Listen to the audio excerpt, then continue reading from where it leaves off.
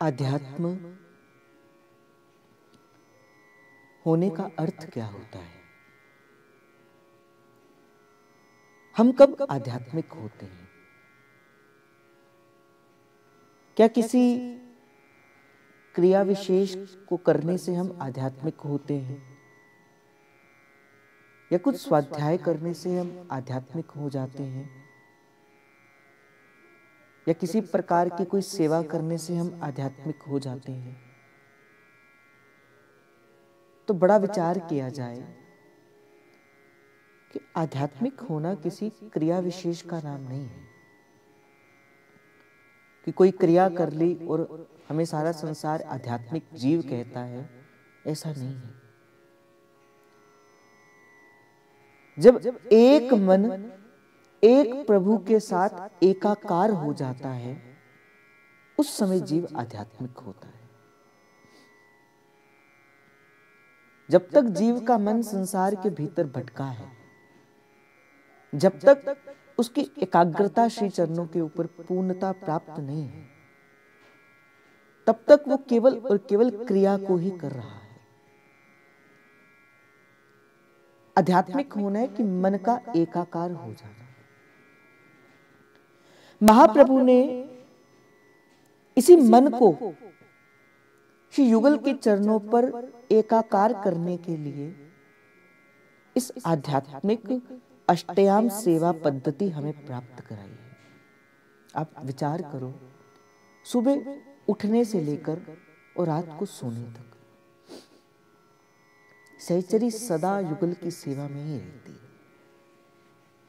उसका प्राण है, कि युगल की सेवा उसका प्राण है। एक भी क्षण, एक भी पल जिसके चिंतन से राधा वल्लभ लाल जी नहीं निकलते हैं, उसके मन में सदा एक ही तृप्ति चली रहती, एक ही भाव चला रहता है कि मैं ऐसा कौन सा प्रयोजन करूं जिस कारण से मेरे श्री प्रिया प्रियतम श्री राधा वल्लभ लाल जी को और सुख की अनुभूति हो। यही सहचरियों का भाव जो है वो सदा बना रहता है। मंगला हुई तो पहले तो मंगला से पूर्व उस छवि को देख देख कर एक सहचरी जीती है, और जैसे ही प्रियालाल अपनी उस सेज से उठते हैं, फिर सहचरियों के हृदय में चाव रहता है कि अब श्री युगल का श्रृंगार करेंगे, स्नान ध्यान करेंगे। श्रृंगार के बाद फिर रहता है कि किस प्रकार की इनको राजभोग के अंदर किस प्रकार की सोंज सामग्री के द्वारा इनको भोग लगाना है। फिर सहचरी इसमें लग जाती है। फिर युगल के विश्राम का समय, फिर उत्थापन का समय, फिर संध्या आरती, फिर वन विहार, फिर अनेक प्रकार के हास परिहास करती हुई सहचरी फिर युगल को पुनः शयन कक्ष में लेकर जाती है। ऐसे ही सहचरियों का जीवन है। और जब तक जीव किसी संत के सानिध्य में नहीं बैठता, क्योंकि ये एक पीढ़ी दर पीढ़ी प्रदान की गई क्रिया है। ये जो अष्टयाम है, ये पीढ़ी दर पीढ़ी प्रदान की गई क्रिया है, भाव है। अपनी तरफ से आप जब अष्टयाम सेवा प्रारंभ करोगे तब केवल और केवल क्रिया मात्र रहती है, पर जब किसी संत की कृपा से फिर अष्टयाम की सेवा में प्रवेश करोगे, फिर आप देखोगे कि कर तो आप प्रगट सेवा रहे हैं, किंतु उस सेवा को करते करते आपका प्रवेश उस निकुंज की लीला में पहुंच जाएगा। लीला कौन सी चल रही है? प्रगट लीला। पर प्रवेश कहां हो जाएगा? निकुंज की लीला में। जब ये अष्टयाम सेवा पद्धति किसी संत रसिक वैष्णवों से प्रसाद के स्वरूप में आपको मिलेगी, और ये वही पद्धति है, ये वही सेवा है जो महादेव जिस सेवा पद्धति से श्री राधा वल्लभ लाल जी को अपने कैलाश मानसरोवर में जब उनके हृदय मंदिर के भीतर जिस भाव से सेवा किया करते थे, वही अष्टयाम सेवा पद्धति महाप्रभु ने हमें प्रदान करी। श्री जी की बड़ी कृपा है। जिस रस की हम चर्चा करने को यहाँ पे बैठे हैं, ये तो अनुभव का विषय है, ये चर्चा का विषय नहीं है, ये अनुभव का विषय है। और आप कभी विचार करोगे कि कभी आप में से कुछ जन ऐसे होंगे जो जब सेवा में इतनी तन्मयता के साथ जब चलते हैं अपनी युगल की सेवा में, फिर वो युगल के साथ जो संबंध स्थापित होता है, फिर ऐसे लगता है कि मेरी सेवा जो मैं कर रहा हूं उससे युगल को प्रसन्नता भी हो रही है। कभी युगल हंसते हुए दिखते हैं, कभी बात करते भी दिखते हैं। एक बार एक संत ने मुझसे कहा था कि जब महाप्रभु के इस मार्ग में जब किसी जीव को निज मंत्र मिलता है, दो प्रकार के मंत्र इस मार्ग में हमें दिए जाते हैं। पहला कौन सा होता है? शरणागति मंत्र। और दूसरा कौन सा होता है? निज मंत्र। निज मंत्र कौन सा मंत्र है? जो श्री स्वामिनी जी ने श्री महाप्रभु को प्रदान किया था, उसे निज मंत्र कहा जाता है। आज भी संप्रदाय के भीतर जब गुरुजन किसी पे बहुत अनुग्रह करके कृपा करते हैं, फिर उस जीव को निज मंत्र का दान दिया जाता है, निज मंत्र की दीक्षा दी जाती है। एक संत ने अपने अनुभव का विषय कहा था कि देखो कि जब कोई जीव निज मंत्र का अधिकारी हो जाता है और जब उसे निज मंत्र मिल जाता है, उसके बाद जो उसकी प्रियाजू और जो लालजू होते हैं ना, वो प्रगट रूप से जागृत हो जाते हैं। आप कहोगे जागृत होने का अर्थ क्या है? जागृत होने का अर्थ है कि जैसे हम आपस में वार्तालाप करते हैं, फिर उसका वो उस आध्यात्मिक देश में प्रवेश हो जाता है जब कोई जीव निज मंत्र की लीला में प्रवेश करता है, निज मंत्र का जप करता है। निज का अर्थ क्या होता है? अपना। निज मंत्र किसे दिया जाता है? जिसे श्री जी अपना करना चाहते हैं, फिर उसे निज मंत्र का दान दिया जाता है। और मुझे तो किसी संत ने ये बताया था कि श्री जी की हसन, श्री जी की बोलन, श्री जी के वो नैनों का वो जो चलना, वो चपल नैन श्री जी के वो दिखते हैं, प्रगट रूप से दिखते हैं, प्रगट रूप से लीला में प्रवेश होता है उस जीव का। और श्री जी की इतनी कृपा है, हमने दर्शन किए हैं ऐसे संतों के वृंदावन के भीतर जिनका युगल की नित्य लीला में प्रवेश है। नित्य लीला में बैठे आध्यात्मिक जीवन से यहां बैठे हैं, पर जब नेत्र बंद करते हैं तो वो युगल की उस नवनिवृत्त निकुंज के उस रस लोक में, उस प्रेम लोक में, उस हित लोक में वो वहां क्या कर जाते? प्रवेश कर जाते हैं। और किस वपु से प्रवेश करते हैं? वो सहचरी वपु से प्रवेश करते हैं। और ये जो रस महाप्रभु द्वारा प्रकट किया गया, ये जो हित का रस है, ये जो निकुंज का रस है, सब जीव इसमें प्रवेश कर सकते। क्यों?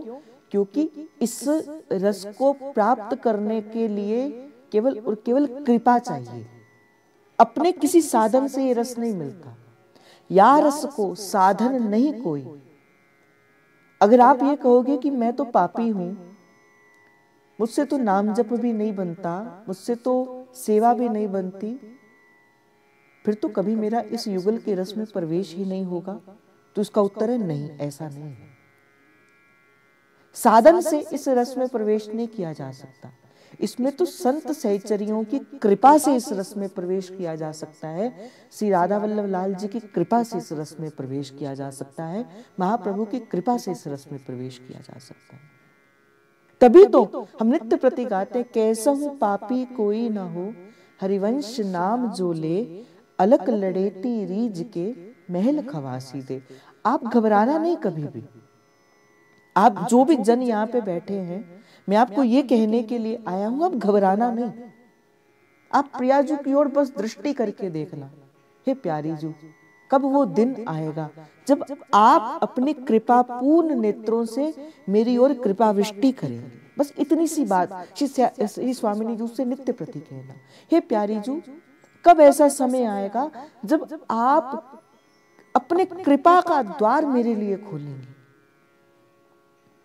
जब महादेव ने कहा ना, कदा करिष्यसि हमाहा कृपा कटाक्ष भाजनम, मैं कब आपके कृपा के कटाक्ष का भाजन बनूंगी, कब बनूंगी मैं आपके उस वो रूप माधुरी के। बस ऐसे प्रभु जी से प्रार्थना करना, ऐसी श्री जी से प्रार्थना करना और घबराना नहीं। मैं आपसे कह रहा हूं, हमारे गुरु सामर्थ्य हैं, सामर्थ्यवान है, हमें या इस लोक से उस लोक तक लेकर जाने के लिए सक्षम है। बस आपने क्या करना है, साधन नहीं करना। साधन में के नाम पर आपको क्या करना है, आपको अष्टयाम सेवा में से कोई भी एक सेवा पकड़ो और श्री हरिवंश नाम का सतत जप करना।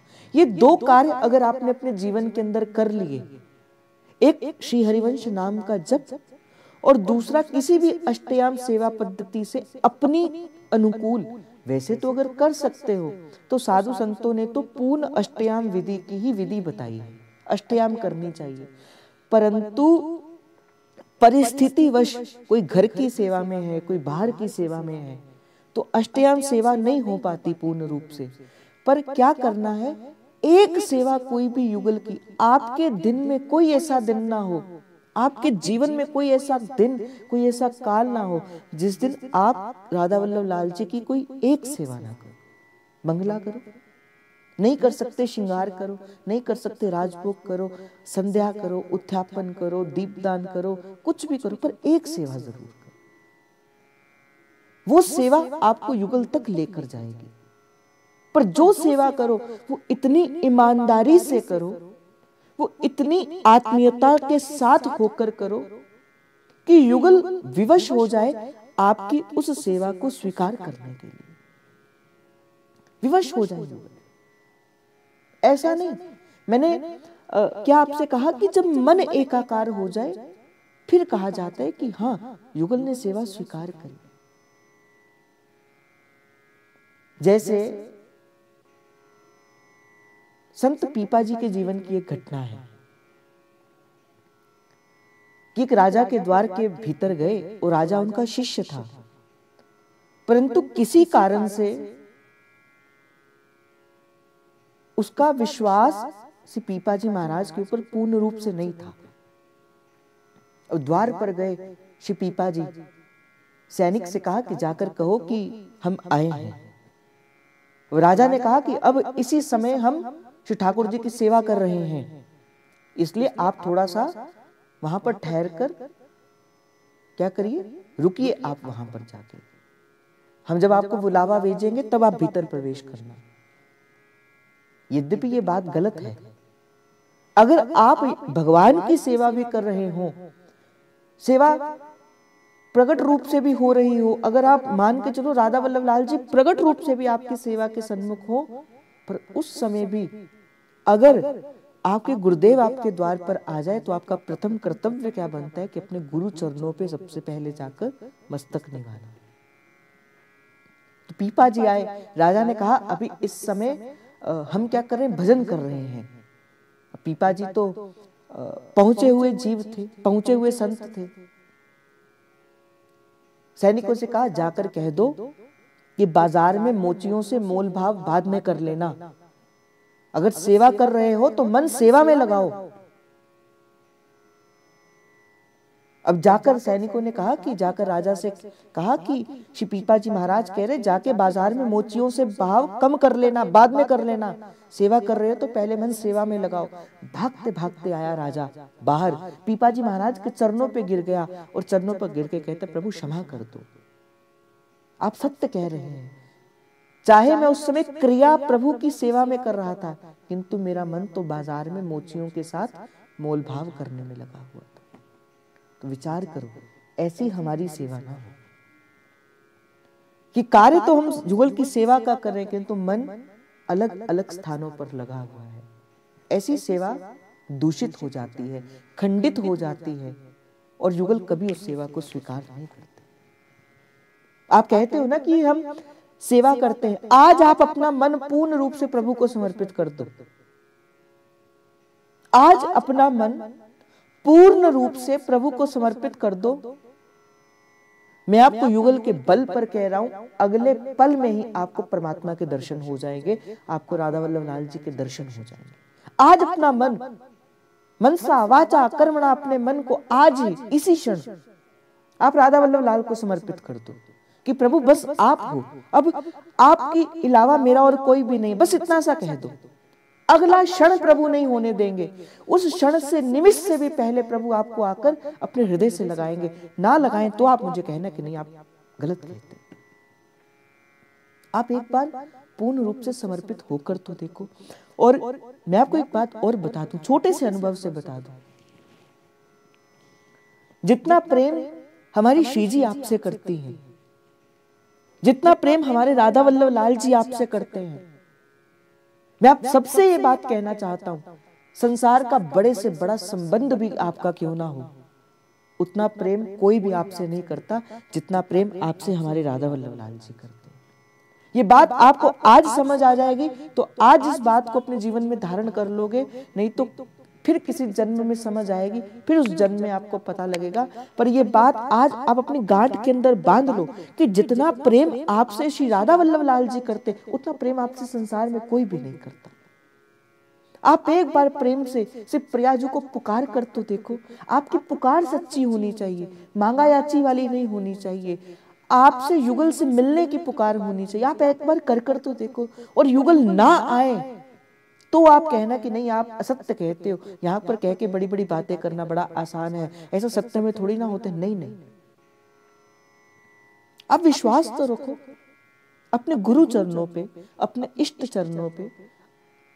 ये दोनों कृपा करने के लिए सदा विराजमान है, गुरु और इष्ट, प्रभु और गुरु, ये दोनों कृपा करने को सदा विराजमान है। बात कहां नहीं बनती, बात हमारी नहीं बनती। क्यों नहीं बनती? क्योंकि हमारा मन अभी पूर्ण रूप से समर्पित नहीं हो पाता।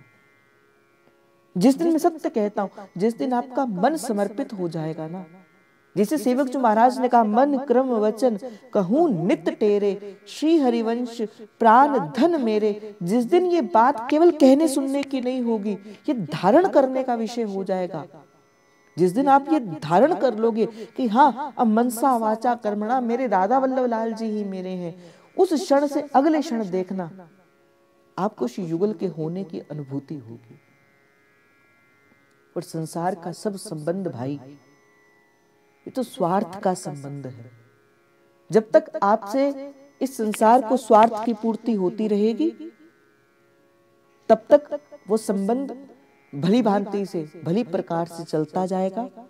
और जिस दिन आप संसार के उस संबंध के किसी काम के नहीं रहोगे, उस दिन वही आपका जो बड़ा संबंध वाला है, वही आपको छोड़कर चला जाएगा। और ये संबंध जितना भी है वो हमारे शरीर का ही है, आत्मा का संबंध नहीं है। आत्मा का संबंध तो केवल परमात्मा के साथ का है। और ये कौन बताएगा कि आत्मा का संबंध परमात्मा के साथ है? ये बताएगी किसी संत, कोई संत आकर कहेगा कि नहीं भाई, आपका जो संबंध जो संसार के संग जोड़कर बैठे हो वो मिथ्या है। आज शरीर शांत हो जाए, आज शरीर शांत हो जाए तो क्या होगा? छोड़ आएंगे हमें, एक दिन दो दिन भी नहीं रखेंगे अपने घर पे। देखो मैं आपसे एक विचार करता हूं, अगर हमें कहीं जाना हो, मान के चलो हम अपने घर बैठे हैं और वृंदावन ही जाना है, वृंदावन ही जाना है हमें, तो हम कैसे पहले उसकी तैयारी करते हैं। रहेंगे कहां, खाएंगे कहां, पिएंगे कहां, खर्चेंगे कैसे, पैसे भी चाहिए।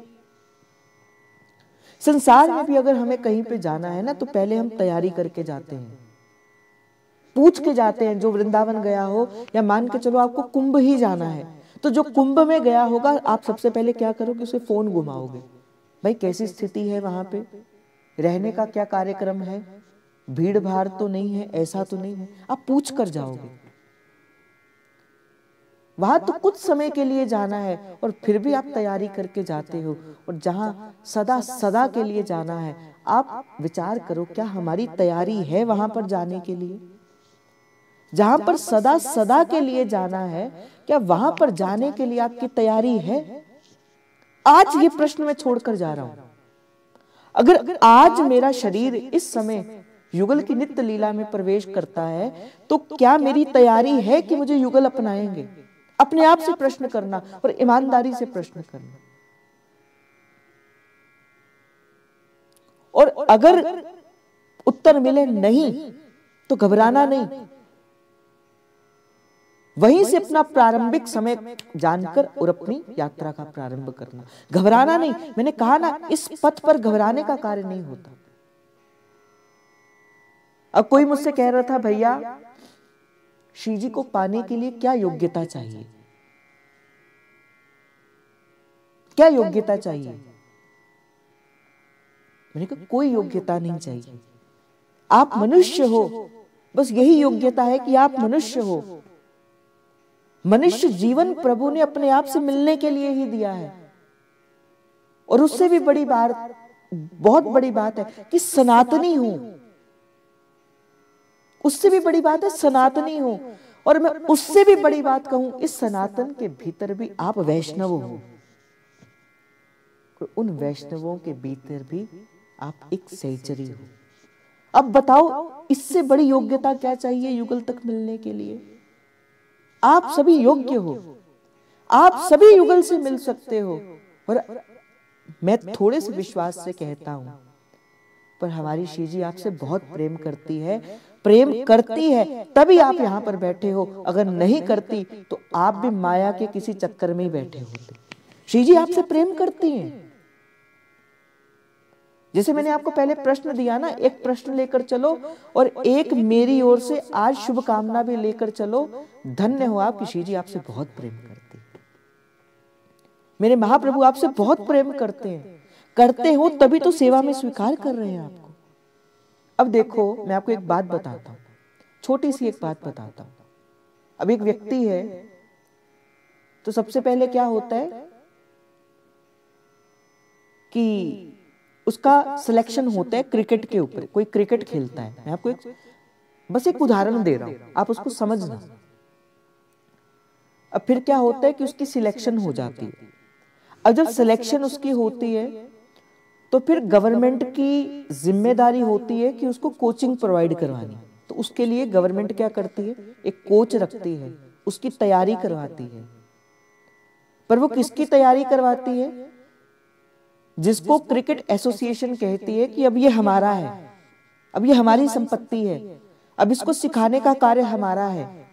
उसी प्रकार ही श्री जी ने आपको चुन लिया अपने उस एसोसिएशन में। अब श्री जी कह रही हैं, अब सिखाने के लिए भेज दिए साधु संत कि अब इनको कोचिंग दो और इनको क्या करो, अब इनको बस ये बोलो कि अब आपको क्या करना है, मैदान में आना है और अपना खेल खेलना है, बस ये कार्य करना है। तो आप चुनकर आए ही हो। नहीं तो संसार में तो देखो भाई, कितने लोग हैं जो आध्यात्म के नाम पर पता नहीं क्या क्या करते हैं। पर आप समय निकाल कर आए हो ना। आप इस समय, मैंने आपसे एक दिन कहा था ना कि आप 2 घंटे, पूरे 24 घंटे में दिन के 2 घंटे 40 मिनट पर आपका अपना अधिकार नहीं है, वो श्री जी का अधिकार है। और आप यहाँ पे 1.5 घंटा निकालने के लिए आते हो तो समय दे रहे हो ना। और मैं आपको पूरा लिख कर देने को तैयार हूं, युगल के सानिध्य में लिख कर देने को तैयार हूं। ये घंटा जो आप यहाँ पे देते हो, ये जो समय आप यहाँ पे दे रहे हो, ये आपके उस लेखे में लिखा जा रहा है। वो आपके उस खाते में लिखा जा रहा है कि भाई इस जीव ने इस समय इस काल में सत्संग सुना था और सत्संग के भीतर इसने अष्टयाम सेवा चर्चा करी थी। हो सकता है कि जब आप मान के चलो आपका शरीर शांत हो जाए शरीर, आप कहोगे भाई क्या बातें करते हो, यहाँ पे जीने की बात करते हो, आप जाने की बात करते हो। पर मैं आपको एक बात कहता हूँ, मान के चलो आपका शरीर शांत हो जाए और आप युगल की नवनिवृत्त निकुंज में पहुंच जाओ और वहां पे ललितादिक सखियां कहें अब किसको युगल की नित्य अष्टयाम सेवा में रखा जाए। हो सकता है कि उस समय विशाखा सखी कहे या ललिता सखी कहे इन्होंने सत्संग में अष्टयाम सेवा चर्चा सुनी थी। हाँ, इनको पता है कि अष्टयाम किस भाव से होती है। अब श्री जी कहे और ललिता सखी के अच्छा इन्होंने सीखी हुई है तो फिर ठीक है ना। ये पहले से सीखी हुई हैं, तो इनको सीधे श्री जी की सेवा में लगा देते हैं। नहीं तो और किसी को पहले सिखाना पड़ेगा, फिर सेवा में लेके जाना पड़ेगा। तो आप पहले ही सेवा सीख लो, पहले ही सेवा सुन लो, सेवा जान लो। हो सकता है कि यहाँ से जाने के बाद सीधे ही आपको क्या मिल जाए, आपको युगल की नित्य सेवा में प्रवेश मिल जाए। समझ रहे हैं आप मेरी बात? इसी कारण से चर्चा कर, इसलिए अब घबराया मत करो।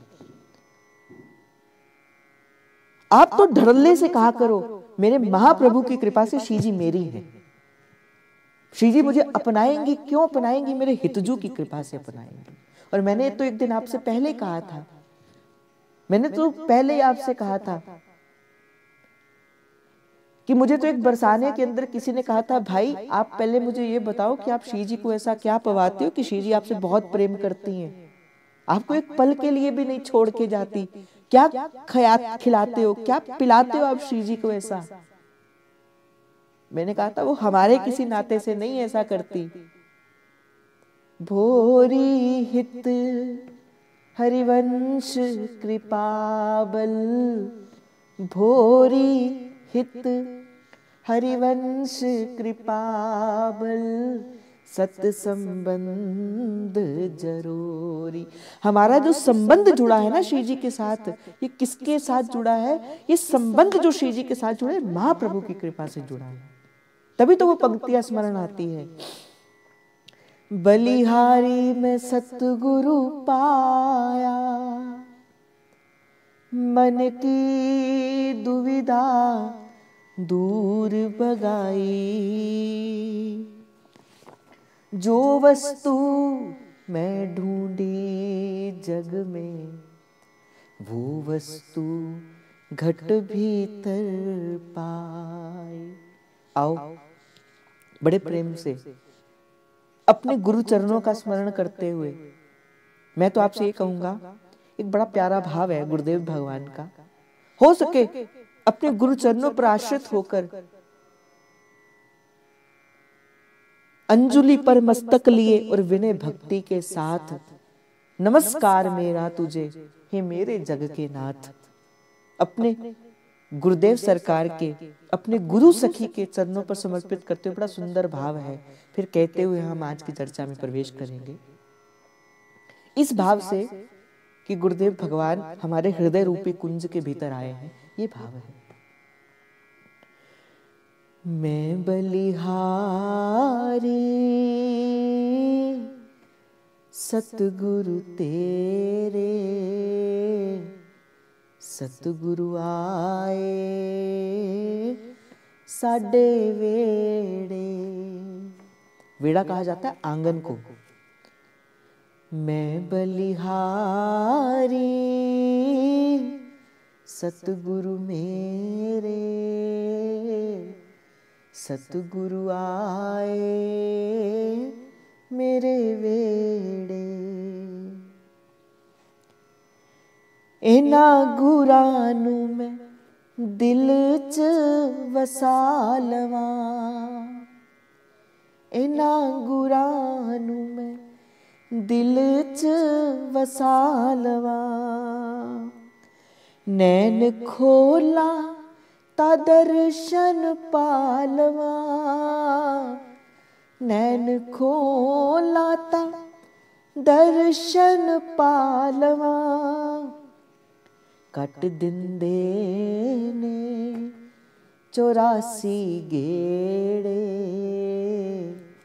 सतगुरु आए साडे वेड़े। मैं बलिहारी हितजू तेरे, मैं बलिहारी हितजू तेरे, हितजू आए साडे वेड़े। गुरां दे दर ते मौज बहारा, गुरां दे दर ते मौज बहारा, हो संगतां आईयां बन कतारा संगतां आईया, बन कतारा वंड दिंदे ने खुशियां दे खेड़े, सतगुरु आए साडे वेड़े।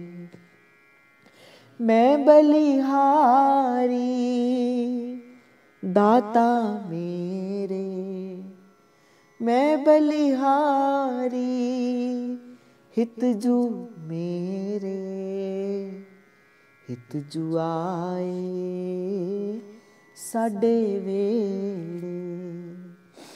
और बड़े प्यार से धूली चरना दी मत्थे नाल लालवा, मैं धूली चरना दी मत्थे नाल लालवा, कोल बैठा मैं दुखड़े सुना लवा, कोल बैठा मैं दुखड़े सुना लवा। देखो कितना सुंदर हो कि आप गुरुदेव सरकार के संग बैठे हो और अपने मन के सब भाव से ज्यों का त्यों कह दो। कहते गुरु के चरणों में बैठने की योग्यता क्या है? बड़े ध्यान से इस बात को सुनो। गुरु के चरणों में बैठने की योग्यता क्या है? सच्चे होकर बैठना, सच्चे होकर बैठना, जैसे हो ज्यों का त्यों होकर गुरु के पास जाना, बनकर मत बैठना। बनकर बैठोगे, गुरु सब जानता है, वो अंतर्यामी है, वो भी जानता है जो आप हो और वो भी जानता है जो आप नहीं हो। तो गुरु के चरणों पर बैठने की योग्यता क्या है? सच्चे होकर बैठना, जैसे हो तैसे हो आप गुरु चरणों पर जाकर अपने मन की बातें कह दो कि दूली चरना दी मत्थे नाल लालवा, दूली चरना दी मैं मत्थे नाल लालवा, मैं कोल बैठा ता दुखड़े सुना लवा, मैं कोल बैठा ता दुखड़े सुना लवा, खुशियां पान के ओ दिल विच मेरे, खुशियां पान गे ओ दिल विच मेरे, सतगुरु आए साडे वेड़े। मैं बलिहारी दाता मेरे, मैं बलिहारी दाता मेरे, सतगुरु आए साडे वेड़े। इसलिए भाई मैंने एक भी दिन आपसे कहा था कि हाँ मेरी पहुंच श्री जी तक तो नहीं है, क्योंकि श्री जी बहुत दूर है, वहां तक मैं आपको नहीं लेकर जा सकता। पर हाँ उन श्री जी की कृपा से जहां तक मेरी पहुंच है थोड़ी बहुत, वो है मेरे हरिवंश महाप्रभु के चरण। हाँ मैं वहां तक आपको जरूर लेकर जा सकता हूं। श्री जी तक मैं नहीं लेके जा सकता, श्री जी तक मेरी पहुंच नहीं है, पर हाँ जहां तक है मैं आपको वहां तक जरूर लेकर जा सकता हूं। आपके हाथ को पकड़कर या आपके मस्तक को पकड़कर मैं हिज्जू महाराज के चरणों तक पहुंचा सकता हूं। हाँ इतना मैं कर सकता हूं, इससे अधिक मुझे ना मेरी पहुंच है और ना इससे अधिक मुझे आता है। और यहां तक भी अपनी किसी बल पर नहीं मैं कह रहा, अपने किसी बल से मैं आपको नहीं कह रहा कि मैं आपको आचार्य के चरणों तक लेके जाऊंगा। ये तो बलिहारी, ये जो मेरे सतगुरु हैं, बोले इनकी कृपा से हाँ मैं इतना कहता हूं कि आपको महाप्रभु तक ले जाऊंगा। आगे की यात्रा फिर आपको हितजू कराएंगे, श्री जी तक तो आपको महाप्रभु लेके जाएंगे। आज तो बड़ा सुंदर दिवस भी है, सेवा के ऊपर चर्चा चल रही है। मैं आपको एक छोटा सा भाव बताऊं। मैंने आपसे कहा ना कि जिस क्षण आप सच्ची तौर पर होकर सेवा में जाना चाहते हो, सेवा करना चाहते हो युगल की, एक क्षण नहीं लगाती श्री जी आपसे मिलने के लिए। महाप्रभु के जीवन की घटना है। महाप्रभु चाहते थे कि मैं प्रकट रूप से सेवा करूं, प्रकट रूप से मैं युगल को लाड लड़ाऊं, उनसे प्रेम करूं, उनकी सेवा में रहूं। पर अभी छोटी आयु थी हिज्जू महाराज की, इसलिए श्री व्यास मिश्र जी उनको सेवा में आने नहीं देते थे। पर जैसे सहचरी का तो प्राण युगल की सेवा है, आयु नहीं मैटर करती, आप बड़े हो आप छोटे हो ये नहीं देखा जाता, आपकी सेवा के प्रति अनुराग कितना है ये देखा जाता है। हरिवंश महाप्रभु ने एक बार व्यास मिश्र जी से कहा, पिताजी आप मुझे भी युगल की सेवा में स्वीकार कर लीजिए, मैं ठाकुर जी की सेवा करना चाहता हूं, मैं श्री जी की सेवा करना चाहता हूं। पिताजी ने कहा कि बालक हरिवंश, अभी तुम छोटे हो, तुम थोड़े से बड़े हो जाओ, ये सेवा तुम्हें ही तो संभालनी है, मेरे बाद इस सेवा को तुम्हें ही तो देखना है। पर वो बाल हृदय कहाँ मानने वाला था। अपने घर के उद्यान में गया, महाप्रभु उद्यान में गए और उद्यान में जाकर महाप्रभु ने क्या किया, बगीचे में कि दो वृक्ष थे, एक वृक्ष श्याम वर्ण का था और एक वृक्ष गौर वर्ण का था। मैंने कहा ना कि सहचरी एक पल भी सेवा से बिना नहीं रहने चाहती, और वो तो रसिकन सिरमौर श्री आचार्य चरण है, और वो कैसे सेवा के बिना रहते।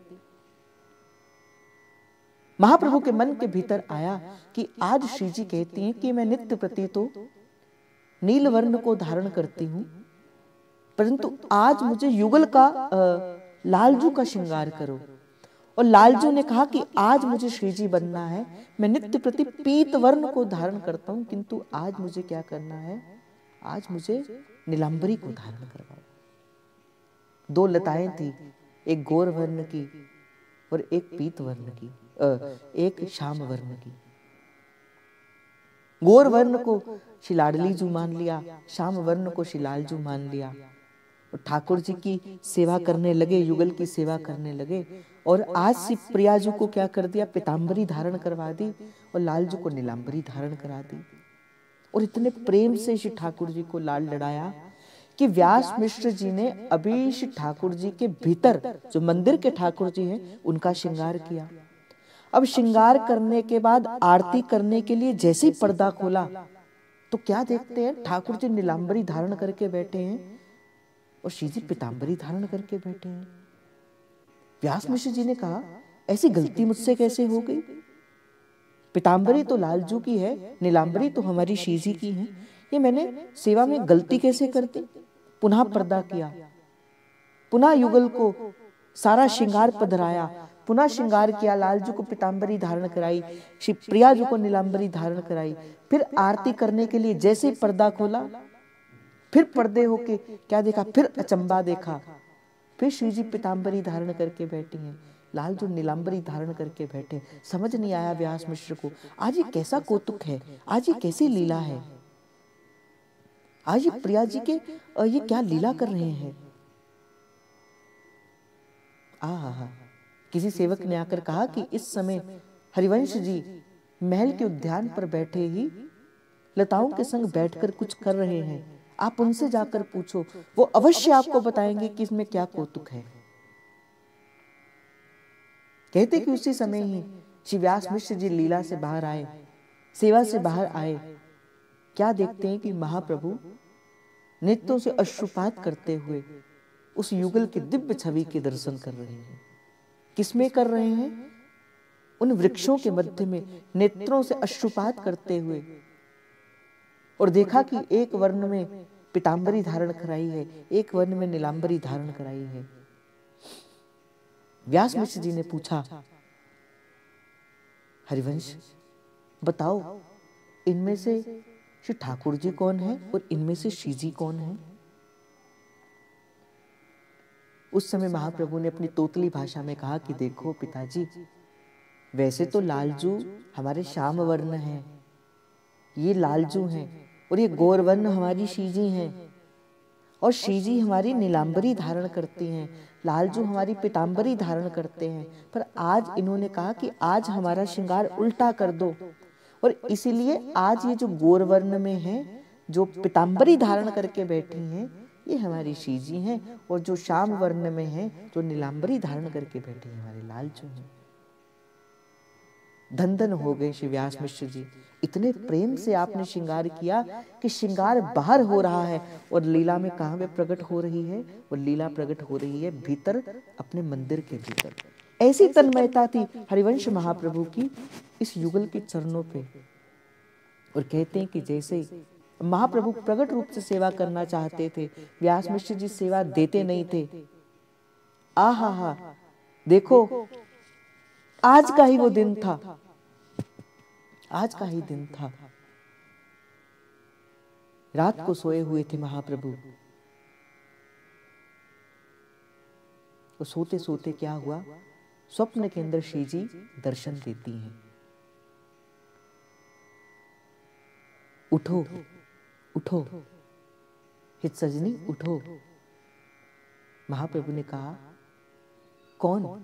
देखो मैं तुम्हारी प्राण हूं, मैं तुम्हारी प्राण प्रिया हूं, देखो मैं तुम्हारे सन्मुख आ गई। महाप्रभु ने कहा कि मैं आपकी सेवा करना चाहता हूं। श्री जी ने कहा, इसी कारण से ही तो मैं आई हूं। कल तुम क्या करना, जब तुम सुबह उठो और बालकों के संग खेल खेलना। किसका खेल? बोले गेंद खेलने का खेल खेलना। उस समय ऐसी लीला घटेगी, वो जो गेंद है वो तुम्हारे द्वार के घर के भीतर जो आंगन है उसमें एक कुआं है, उस कुएं में तुम गेंद को फेंक देना। अच्छा, फिर तुम क्या करना, जिस प्रकार मित्रों की टोलियों से वो जो गेंद यमुना जी में गिरी थी, तो जैसे श्री कृष्ण भगवान श्री यमुना जी के भीतर कूदकर उस गेंद को लेकर आए थे और कालिया दमन किया था, तुम भी क्या करना, उस गेंद को लेने के लिए उस कुएं में कूद जाना। तुम्हें वहां पे मेरा ललित त्रिभंगी एक जो है वो सुंदर विग्रह मिलेगा। तुम क्या करना, उस सुंदर ललित विग्रह को लेकर आना और अपनी सेवा के भीतर उसे विराजमान कर लेना। आज का ही वो दिन था, बसंत पंचमी का दिन, और महाप्रभु अपने मित्र छबीलदास, गंगा मैदा आदि के साथ अपने घर के आंगन में खेल रहे थे। सहसा गेंद क्या हुई, वो कुएं के भीतर गिर गई। अब जैसे ही गेंद कुएं के भीतर गिरी, अब कौन लेकर आए? महाप्रभु ने कहा, घबराओ मत, मैं लेकर आऊंगा। और जैसे ही महाप्रभु उस कुएं के भीतर गए, महाप्रभु ने जाकर क्या कर दिया, कुएं के भीतर जाके छलांग लगा दी। अब जैसे ही महाप्रभु ने छलांग लगाई, वो जितने भी मित्र मंडली थी उसने तो जोर जोर से चीखना प्रारंभ कर दिया, रोना प्रारंभ कर दिया। एक भागता भागता व्यास मिश्र और माता तारा रानी के पास गया और उनसे कहता है कि हरिवंश महाप्रभु ने, हरिवंश ने कुएं के भीतर छलांग लगा दी है। माता तारा रानी तो इस बात को सुनकर वहीं ही मूर्छा के भीतर आ गई। एक बालक है और वो भी न जाने कैसी कैसी कृपा से प्राप्त हुआ है, क्योंकि महाप्रभु किसी लेखे में तो थे ही नहीं। ये तो नरसिंह आश्रम महाप्रभु की कृपा से श्री महाप्रभु का अवतरण हुआ था, कृपा मूर्ति होकर ही महाप्रभु ने लिया था। और जैसा श्री ठाकुर जी के गिरने पर माता यशोदा की हालत हुई थी, आज ऐसी माता तारा रानी की हो गई। रोने लगे सब, श्री व्यास मिश्र जी भी रोने लगे, माता तारा रानी भी रोने लगी। पर उसी क्षण ही क्या हुआ, एक कुएं के भीतर से एक बहुत बड़ा प्रकाश का पुंज निकला। और क्या हुआ कि हरिवंश महाप्रभु जी चौंकड़ी मारकर बैठे थे और उनके गोदी के भीतर, उनकी गोदी में एक बड़ा सुंदर स्वरूप जो था वो विराजमान था। और वो वही स्वरूप है जो इस समय श्री राधा नवरंगी लाल जी के रूप के अंदर श्री देवबंद धाम के अंदर विराजमान है। और नवे नवे रंग के साथ सबने कहा कि इनका क्या नाम होगा, तो उस समय सबने कहा कि इनका नवीन नवीन रंग है। तो सारा संसार इसे क्या कहेगा, इन्हें श्री राधा नवरंगी लालजू महाराज के नाम से जानेगा। बोले राधा नवरंगी लालजू महाराज की जय। महाप्रभु श्री हरिवंशनजू महाराज की जय। श्री वृंदावन धाम की जय। श्री राधा नवरंगी लालजू महाराज की जय। ये जिनके आप दर्शन कर रहे हो, ये राधा नवरंगी लालजू महाराज उस समय आचार्य की कृपा से, महाप्रभु की कृपा से प्रकट भये हैं। आज भी जिला सहारनपुर देवबंद नामक ग्राम के भीतर श्री राधा नवरंगी लाल जी विराजमान है। उस समय महाप्रभु ने प्रथम बार इस संसार में ये गादी सेवा स्थापित करी है। ये हमारी श्री जी की गुरु गादी है। इसी से ही जो है वो हमारा परंपरा चली, इसी से ही हमारी गुरु गादी जो है वो चली है। तो आज आप सभी सखियों को, सभी सहचरियों को श्री राधा नवरंगी लालजू महाराज के इस पावन प्राकट्य उत्सव की भी खूब खूब खूब मंगल बधाई हो। श्री जी की बड़ी कृपा है। मैंने आपसे कहा ना कि आप एक क्षण कहिए तो सही कि मुझे श्री जी आपकी सेवा में जाना है। आप एक बार कहकर तो देखिए, मुझे प्यारी जो आप अपनी सेवा में स्वीकार कर लो। अगले क्षण श्री जी आपको अपनी लीला में स्वीकार करेंगे और आपके घर किसी ना किसी स्वरूप में, किसी ना किसी रूप में जो है वो आपके घर पे प्रकट हो जाएगी। ये क्या है? ये प्रेम है श्री राधा वल्लभ लाल जी का। और श्री जी की बड़ी कृपा है। आज तो बसंत उत्सव है और आज बसंत उत्सव में चलो मैं आपको एक बड़े प्यारे से दर्शन कराता हूँ। बोले राधा वल्लभ लाल की जय। महाप्रभु श्री हरिवंशनजू महाराज की जय। श्री हित शिवजू महाराज की जय। श्री वृंदावन धाम की जय। श्री यमुने महारानी की जय। श्री ललित लाडली लालजू महाराज की जय। सेवा कुंज वन राज की जय। श्री राधा वल्लभ लाल की जय। आओ, आज बसंत पंचमी भी है, आज सुंदर उत्सव भी है। श्री राधा वल्लभ लाल जी की आज कृपा और करुणा का द्वार पुनः खुलता है कि आज एक बधाई गायन करते हुए श्री राधा नवरंगी, क्योंकि देखो ठाकुर जी का उत्सव है। आज दो उत्सव हैं। एक तो सबसे बड़ा उत्सव क्या है कि राधा नवरंगी लाल जी का प्राकट्य है, और दूसरे हमारे एक बड़े प्यारे ठाकुर हैं राधा गोविंद देव जी महाराज, जो इस समय श्री जयपुर के भीतर विराजमान है। आज उनका भी प्राकट्य उत्सव है। तो आज ठाकुर जी की बड़ी कृपा है। आज के दिन से प्रभु की कृपा का पट, श्री ठाकुर जी की कृपा का पट पुनः प्राप्त होता है, पुनः खुलता है। आओ बड़े प्रेम के साथ महाप्रभु के एक सुंदर, जो आज समाज के भीतर जो गायन किया जाता है, क्योंकि हमारे भी राधा वल्लभ लाल जी यहाँ पे प्रत्यक्ष ही हैं, तो अगर प्रत्यक्ष हैं तो क्यों ना हम एक बार श्री राधा वल्लभ लाल जी की इस सुंदर समाज का गायन कर लें। जो पद आज श्री राधा वल्लभ लाल जी के मंदिर में गाया जाता है, उस पद को करके और राधा नवरंगी लाल जी महाराज की कृपा का स्मरण करते हुए फिर आज जो है वो आज हम अपने शयन में सेवा में जो है वो प्रवेश करेंगे। आओ बड़े प्रेम से, बसंत ऋतु का आज पद है, तो इस पद को गाते गाते फिर आज जो है वो हम सेवा में जाएंगे।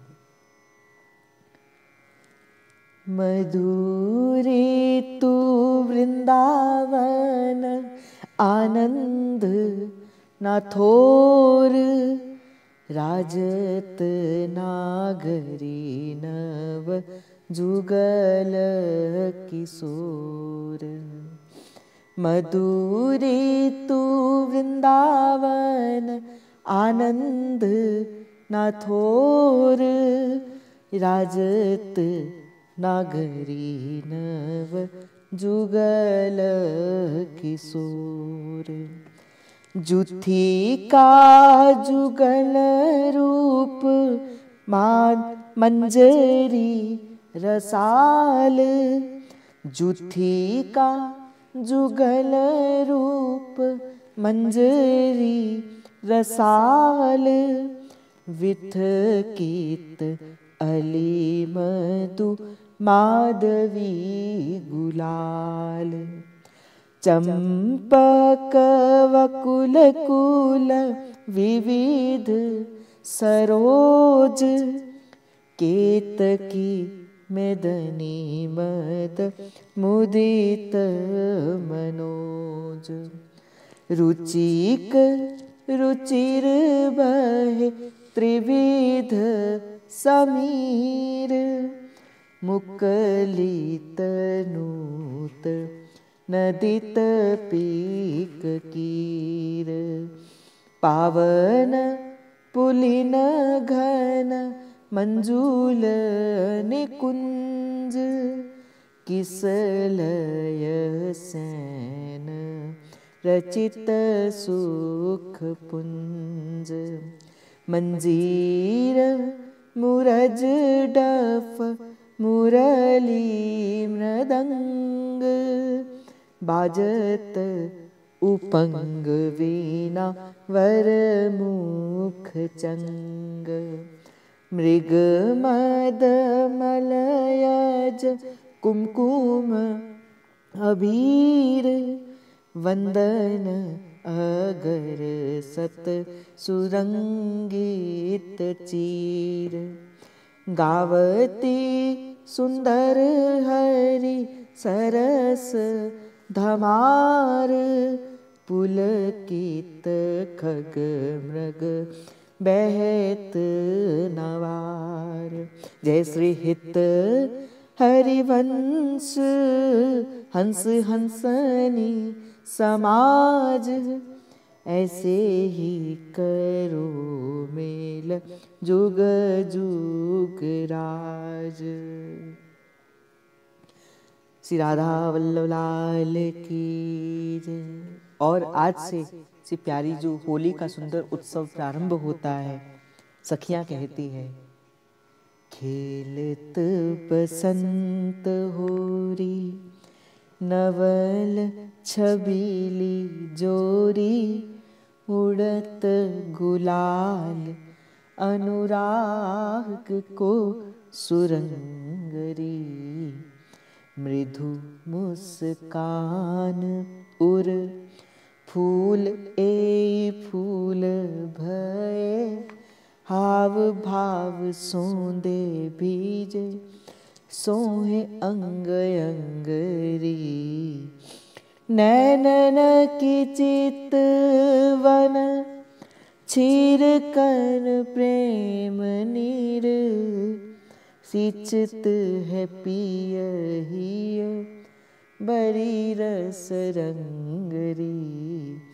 हित ध्रुव भीजे सुख वारी दे विलास हास, सोई सुख देखे सखी दिनहि अभंगरी। खेलत बसंत होरी नवल छबीली गोरी, उड़त गुलाल अनुराग को सुरंगरी। जय जय श्री राधा वल्लभ लाल की जय। महाप्रभु श्री हरिवंशजू महाराज की जय। श्री हित सेवकजू महाराज की जय। श्री वृंदावन धाम की जय, श्री यमुने महारानी की जय, श्री वृंदावन ब्रजरानी की जय, श्री बसंत उत्सव की जय। आप सभी को इस बसंत उत्सव की खूब खूब खूब मंगल बधाई हो। आप सभी को श्री राधा नवरंगी लालजू महाराज जी के प्राकट्य उत्सव की खूब खूब खूब मंगल बधाई हो। आप सभी को श्री जी के इस भाग भरे इस फाग उत्सव की खूब खूब खूब मंगल बधाई हो। श्री जी ऐसी कृपा और करुणा हम पे भरते रहें और ऐसी ही श्री जी जैसे बसंत ऋतु पीत वर्ण, पीत होता है प्रेम का रंग, पीत वर्ण जो होता है ये प्रेम का रंग होता है और ये सहचरियों का प्राण है। पीत वर्ण प्रेम का रंग है और आज से ही रंग जो है वो लालजू उड़ाना प्रारंभ कर देंगे। तो प्यारी जू के चरणों पे बस इतनी सी प्रार्थना है कि आपके जीवन के अंदर भी रंग आए। किसका रंग? भक्ति का, प्रेम का, सेवा का, साधु सेवा का रंग आपके जीवन के अंदर चढ़ता रहे और ऐसे ही आप श्री जी की सेवा में लगे रहें। ऐसी श्री जी आपके जीवन को रंग भरी करती रहे। आप ऐसे ही युगल की सेवा में नित्य चगे मगे पगे रहें और ऐसे ही करते करते करते करते जब आपका अंतिम क्षण हो, श्री प्यारी जो स्वयं अपनी सहचरियों को भेजे, हित सजनी हमें हाथ पकड़कर श्री जी की सेवा में लेकर जाए। ऐसी श्री जी के चरणों में प्रार्थना है, आप खूब नाम जप करो। देखो आज के सत्संग में मैं आपको बस यही प्रसाद के स्वरूप के भीतर दूंगा कि श्री जी आपसे बहुत प्रेम करती हैं, आपको अपना मानती हैं, आपसे श्री जी बहुत लाड करती हैं। कमी कहाँ पे है? बस हमारे ऊपर ही है। आज मान लो श्री जी आप मेरी हो, आज कह दो श्री जी को आज आप मेरी हो। देखो आज का दिन ऐसा है कि श्री जी अपने करुणा का द्वार खोलकर बैठी हैं। आज के दिन में खास करके, जैसे कोई दिन होता है ना बड़ा खास होता है, आज श्री जी से कहना श्री जी बस आज मुझे ऐसे नहीं भेजना, आज मुझसे क्या करना, मोहे सुहागन की नीरे मोसे नैना मिलई के, छाप तिलक सब छीन ली रे मोसे नैना मिलई के। आज हमें सुहागन कर दो। सुहागन का अर्थ क्या होता है? बस अपनी सेवा के अंदर रख लो। जैसे एक सुहागन स्त्री अपने पति के अलावा कहीं और नहीं देखती, हरिवंश पतिव्रत हमारा हो जाए, हम भी अपने आचार्य की ओर से अलावा कहीं और ना देखें, अपनी श्री जी को छोड़कर कहीं और ना देखें, अपने साधु संतों की ओर की ही देखें। ऐसी आप कृपा करना, ऐसी करुणा करना। आओ प्रेम के साथ एक बार सब मिलकर श्री जी से कहें, हे प्यारी जू हम आपके दास हैं और आप हम पर अपना अधिकार कर लो। ऐसा श्री जी के चरणों पे निवेदन है और आप सभी के हृदयस्थ प्रेम प्रभु को, हित प्रभु को जय जय श्री हरिवंश, जय जय श्री हरिवंश, जय जय श्री हरिवंश।